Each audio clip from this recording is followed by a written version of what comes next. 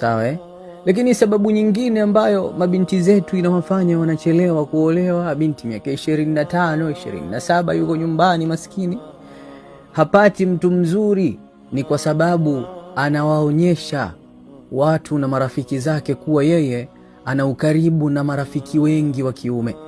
Sasa mwanaume gani ambaye atataka mke wake awe na ukaribu na marafiki wa kiume?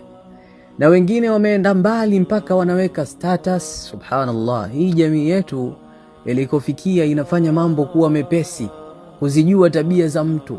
Ukienda kwenye status yake utakuta watu wa kiume wamecomment, ni vitu vya kawaida wamezungumza pale, lakini yale mazungumzo na ule ukaribu wa kutaniana mpaka kwenye status wa binti wa Kiislamu na wanaume wengine ambao wanadai kuwa ni marafiki zake, hiki ni kitu ambacho kitakufanya wewe uchelewe sana kupata ndoa.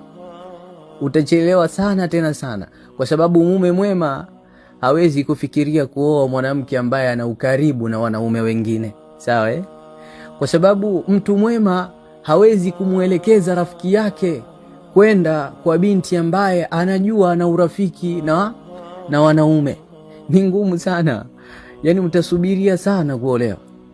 Na hata kama ukiolewa, basi utapata wale ambao mnafanana katika tabia hizo, wanaume wasiokuwa na wivu.